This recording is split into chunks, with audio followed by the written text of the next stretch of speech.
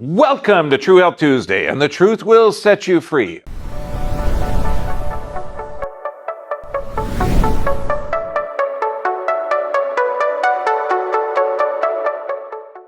Okay, today, cancer therapies.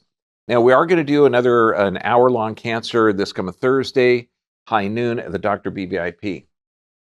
And I still don't know if it's illegal to put up the truth about cancer, but that's a great site for different information. When you Google, now there still is some interesting information on Google, even though it's it's cleaned up for the sensors are active. Type in cancer as a metabolic disorder, okay, and you're going to be amazed because you're going to find out that if it's a metabolism disorder or metabolic disorder, it means you're consuming it. It means you're causing it. Okay, now the Dr. BVIP this Thursday high noon, we're going to be going over some of the things that we can't talk about this. And even the second half of this, we're going to talk about cancer therapies, and cancer causes that we can't talk about during the first part with YouTube and Facebook.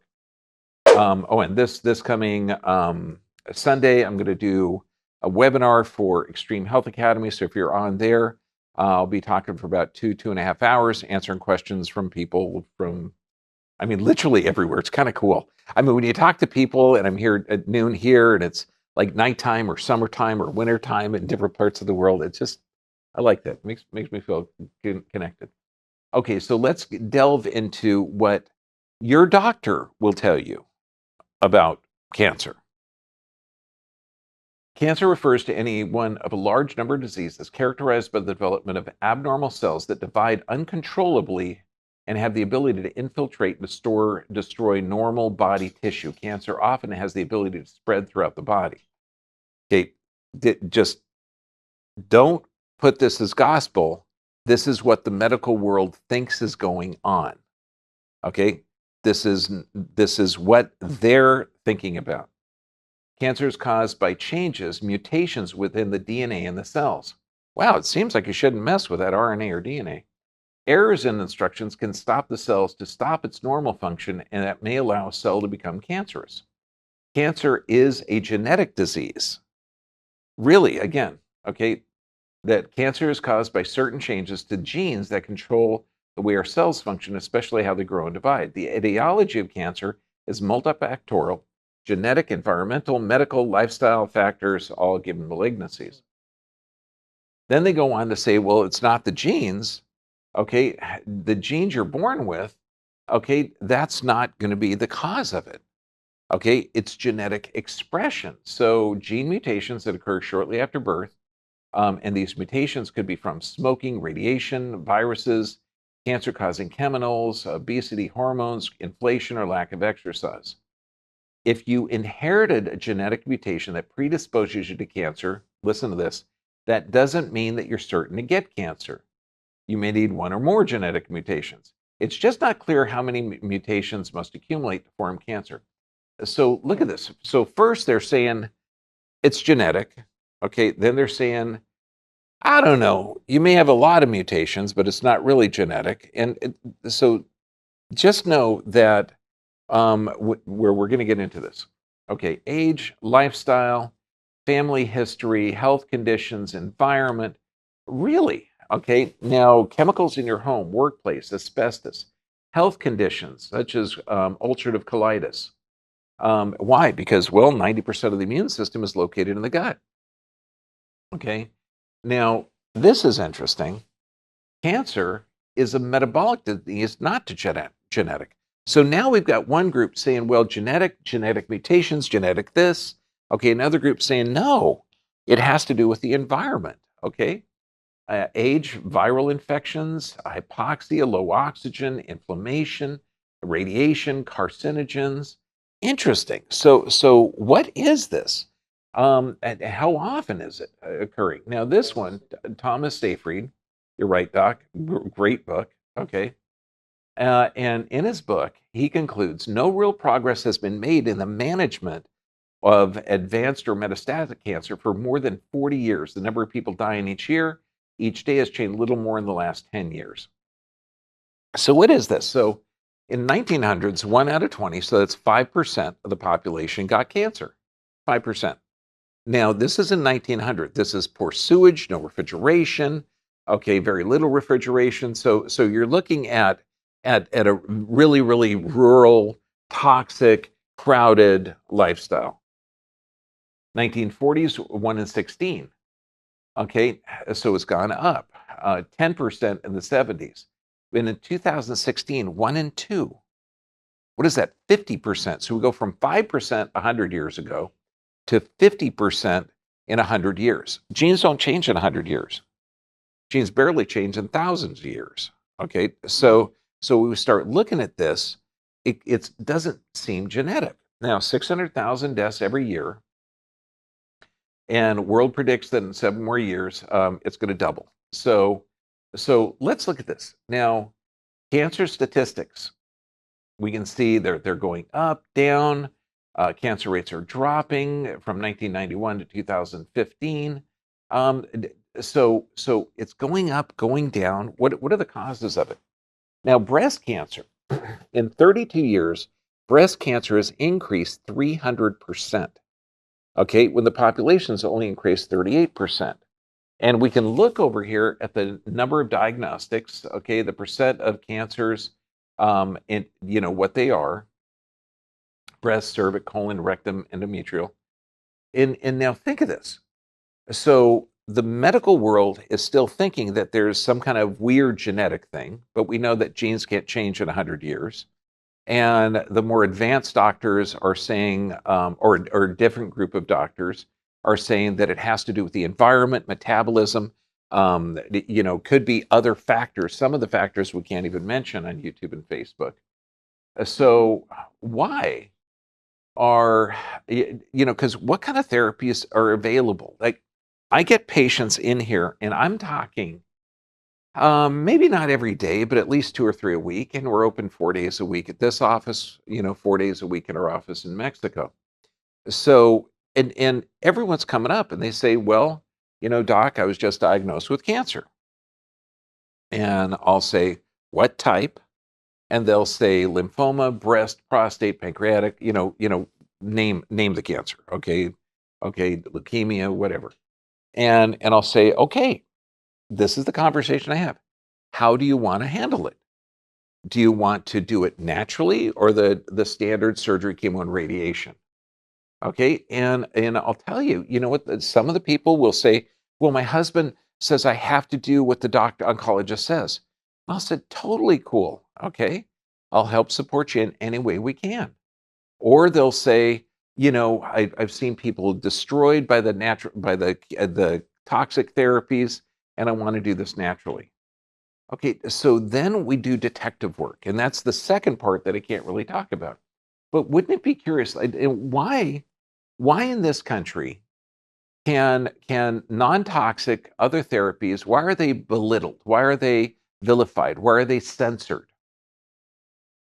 This is why. Rutherford versus United States. Now, it's interesting. As an American, okay, you might think that you're protected by the Constitution. And you might think that the Constitution was actually put in place to limit the power of government.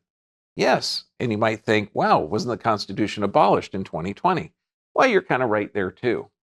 Okay, so now the court concluded, and this is the Supreme Court, because this guy wanted to do natural therapies. It appears uncontrovertible that a patient has the right to refuse cancer treatment altogether. And should he decide to forego conventional treatment, does he not possess the further right to enlist such non-toxic treatments, however unconventional, as he finds to be of comfort, particularly where recommended by his physician? So a doctor could recommend certain therapies. And some of the therapies I can't even recommend because the censors will go after me. Okay, like I recommended a certain protocol that's a type of vitamin, okay, for a disease that we can't even talk about, okay? And even though there's thousands of pages of data on it, thousands of studies, I couldn't recommend it.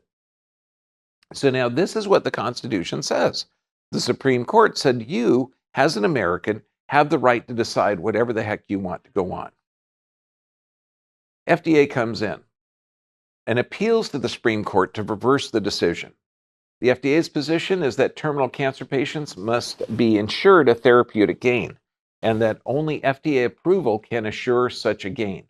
The opinion also stated that the FCDA standards do not apply to terminally ill patients, so the FDA could ultimately lose its authority over all drugs. So the FDA says, no, we're going to lose authority over all drugs. We have to be the one in charge, and you no longer have the right to choose, nor does your doctor have the right to choose. 1979. Politics of cancer. Dr. Robert Atkins. There are not one, but many cures of cancer available. They are all being systematically suppressed by the American Cancer Society, the National Cancer Institute, and major oncology centers. They have too much of an interest in the status quo. Samuel Epstein, we are not dealing with a scientific problem, we are dealing with a political issue. Now, I don't know if you find this relevant after the last 3 years of the crap we've gone through. Okay, so let's look at these.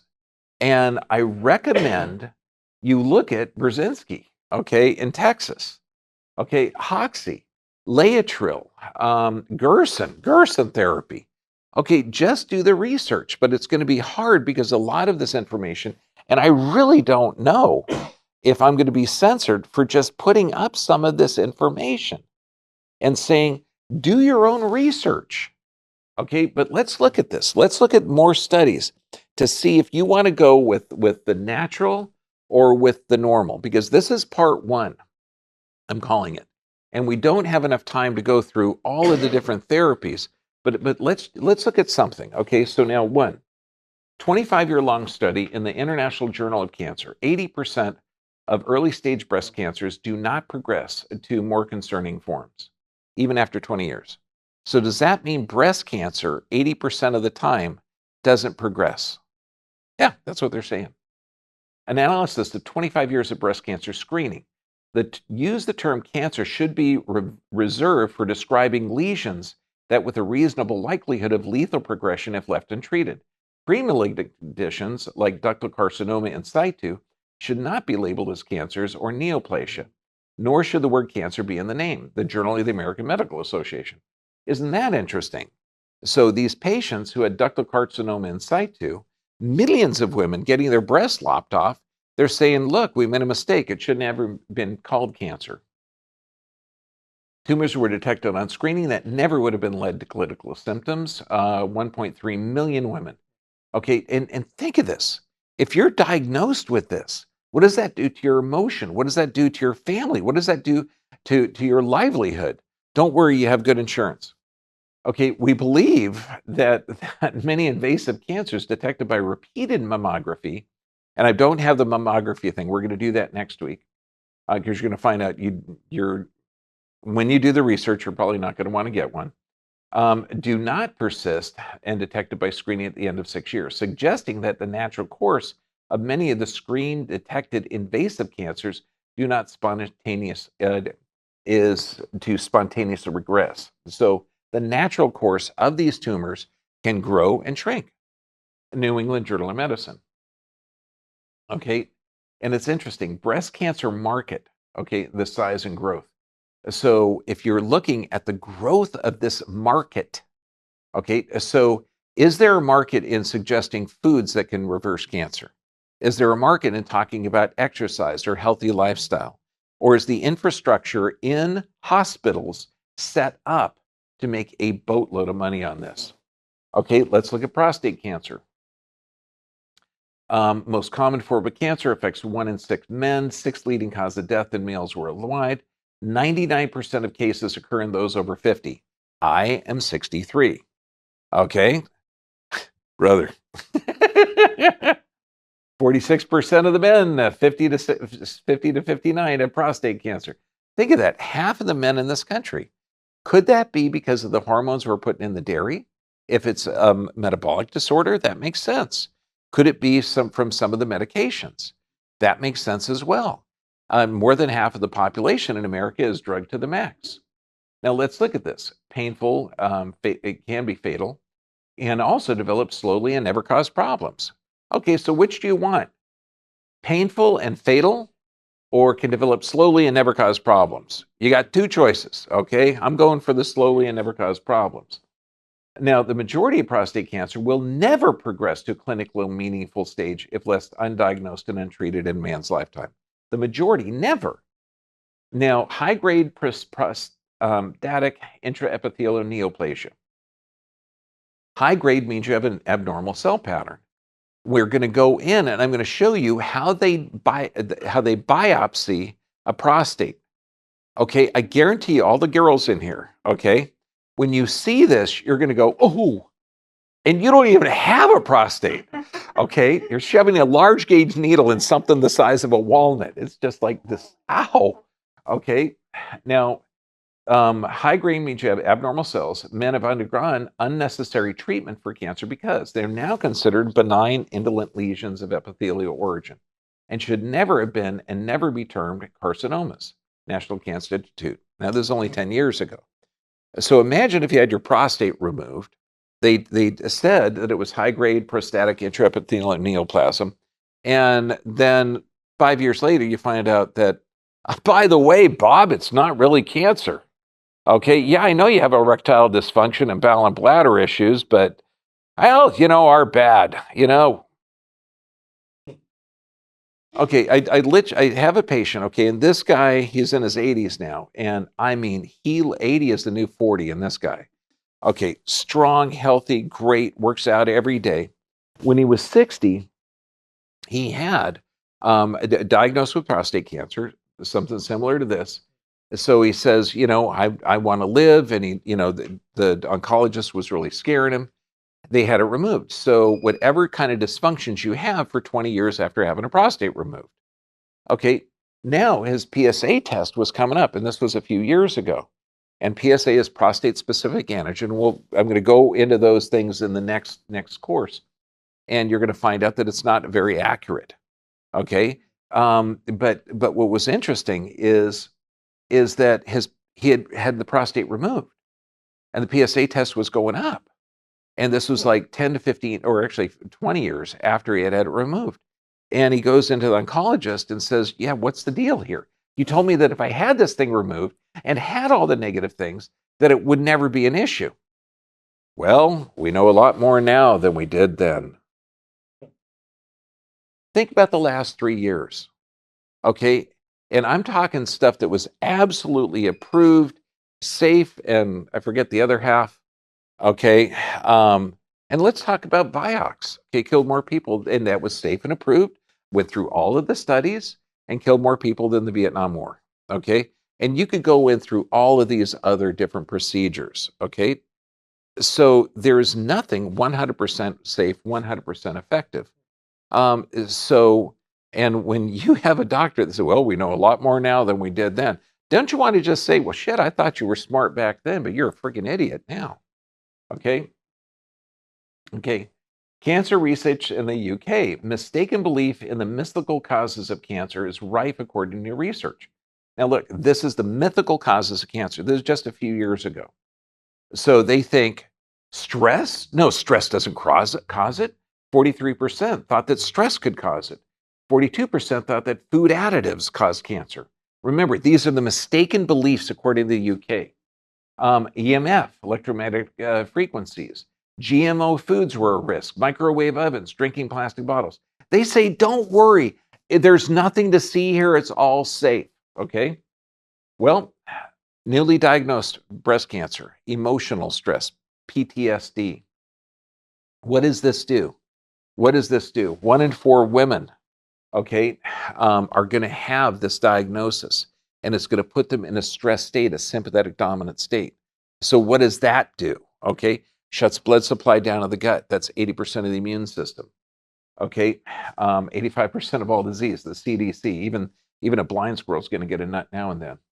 Okay, now when you're in a stress state, guess what happens to cholesterol? It goes up. You need cholesterol for the stress hormones, epinephrine, norepinephrine, cortisol.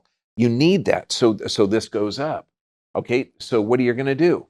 You're going to go to your doctor and they're going to say, well, you're in a stress state. You have elevations in cholesterol. Take this. Oh, shoot.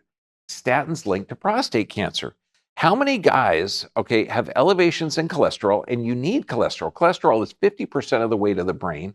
It's the main hormone for producing most of the hormones that you make. Okay, it is vital. Without cholesterol, you die. So here, take this drug to lower cholesterol. What does it do? 25% of Americans are taking this crazy drug.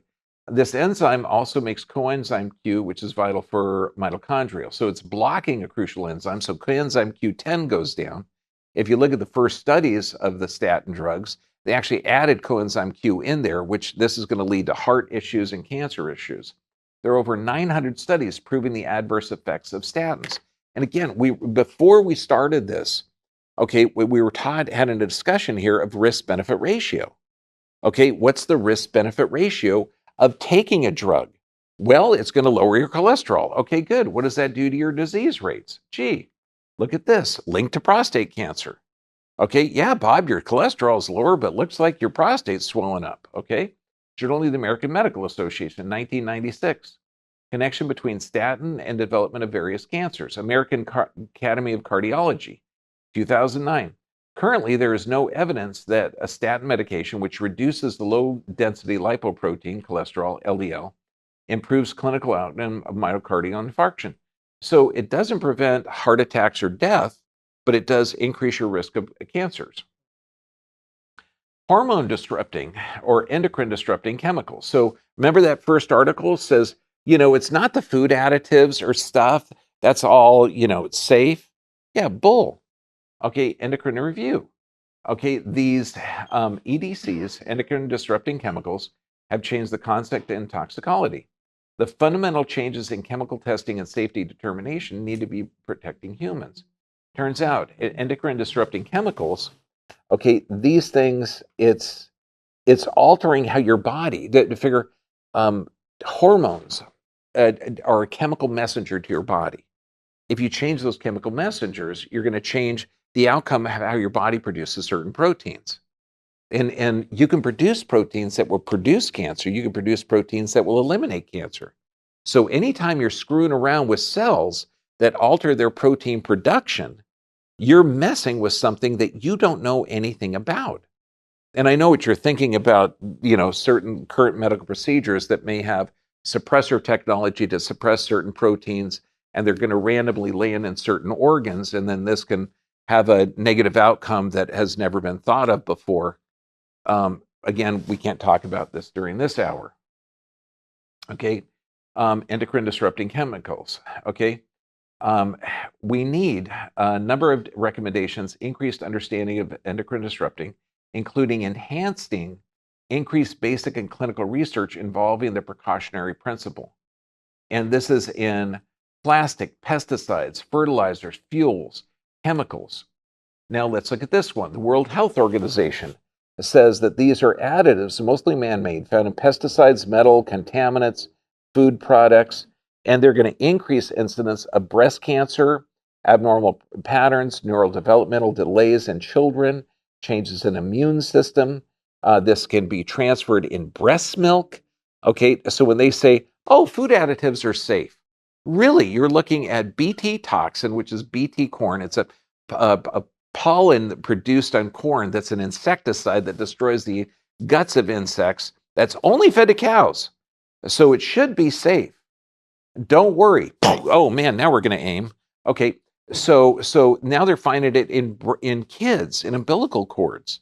So it survives the cow's digestion, the mom's digestion. Now we're getting into the, it's mind blowing at how stupid these people are. It's kind of like, shutting down businesses, printing money, and saying, "Gee, I don't know where the inflation came from." Okay, glyphosates. That you've heard. Okay, now this is 2009. This is before the lawsuits that it's proved in court that this thing causes cancer.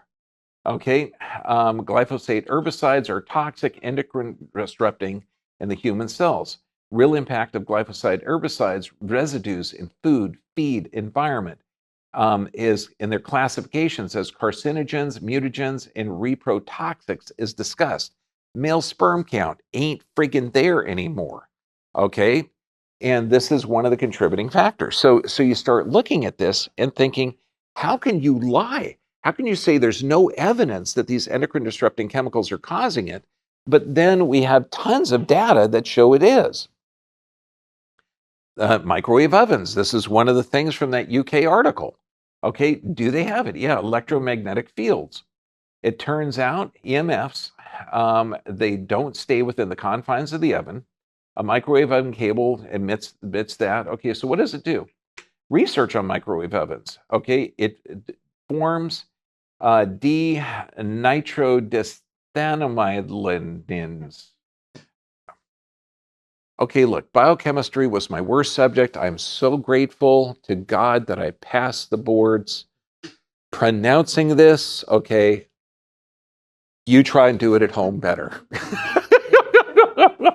But at least it's a well-known carcinogen, okay? Yeah, because I mean, when you're doing that, you're exciting molecules inside of these chemicals. It's not going to be good. Some of them convert the amino acids into carcinogens.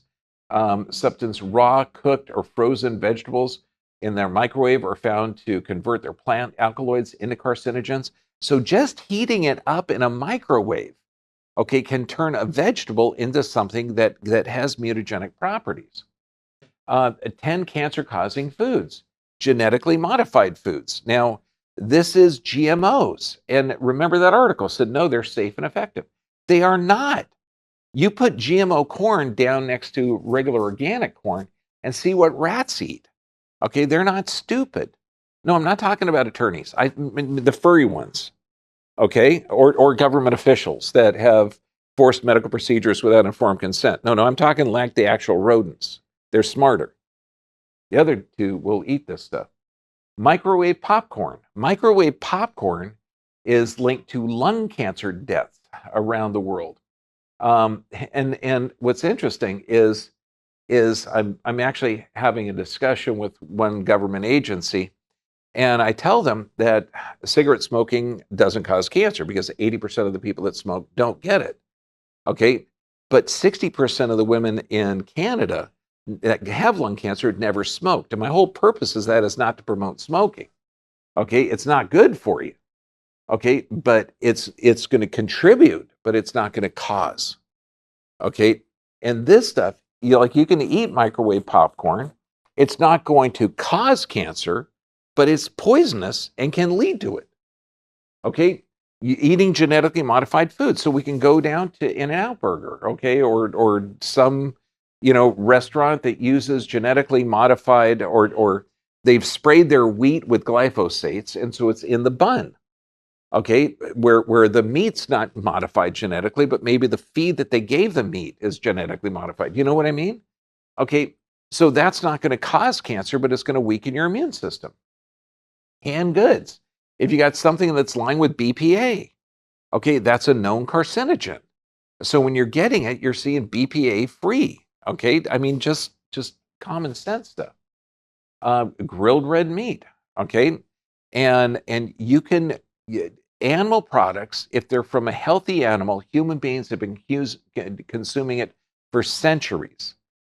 And if you know that like a milk cow can live 20 years and they only give milk when they're pregnant, generally the majority of dairy that we get are in these cows that they're given massive amounts of hormone to keep them pregnant all the time. They die within 5 years, and then that meat's ground up and fed to human beings.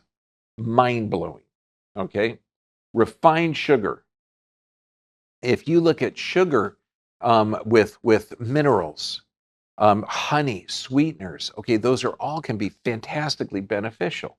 But refined sugars, particularly if it's made out of genetically modified sugar beets, do you want to do an experiment? No, it's not good for you. Okay, salted, pickled, smoked. Okay, soda, carbonated beverages. Yeah, genetically modified high fructose corn syrup. I mean, that is toxic and poisonous. White flour, okay, and this is nowadays it's sprayed with glyphosates, so it increases production. Farm fish, the majority of fish now that are in those farms, they can have leukemia virus in there. Hydrogenated oils, bacteria don't even like it, so it adds to the shelf life. So right now, this is the end of part one, and I just want to make you aware that you don't need to be afraid. okay, that cancer, if it runs in your family, it's probably from a similar diet or similar environment you're in. Okay, if you're putting toxic lipstick on and you're actually eating that stuff, because you do. I mean, they say the average woman eats about 6 pounds of lipstick in her lifetime. Okay, I know what the guys are saying. Us too.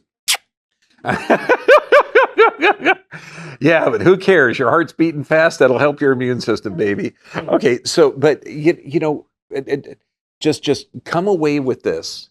With it's something that you create. It's something that you cause. Okay, and so there's a solution. Okay, there's other things. Now the second part of this, we're going to go into some of the other causes and some solutions that we can't talk about in the environment that we're here. Okay, so when we talk about the 5 keys of health, if you have a healthy nervous system, you're able to adapt. Okay, you're not in a stress state. Regular exercise, 100% of the time. And I'm talking moderate exercise.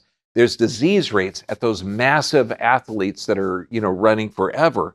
And there's high disease rate in couch potatoes, okay, where this is the exercise they're doing. So you got to have a balance of this. Proper nutrition. This means this man makes it, don't eat it. And this is Dr. Lorraine Day. She was a vegetarian when she got metastatic breast cancer, head of orthopedic surgery. And she was able to correct this, okay, not just through diet, but diet is important. What you eat becomes you. Sufficient rest, okay? And how many times have you heard somebody that they went through the chemotherapy, they went through the surgery, they went through the radiation, they were declared cancer-free. Oh shit, it came back. Okay, yeah, because I'm going to talk about that in the next hour in prayer and meditation. So God bless you. If you're watching Dr. B VIP, you're going to continue on with this. I like this. No man is good enough to govern another man without his consent. We have a government of the people, by the people, for the people. Okay, under our consent. We have to consent to this. And that's why we put the Constitution in place to limit the power of government. God bless you, and I'll see you later.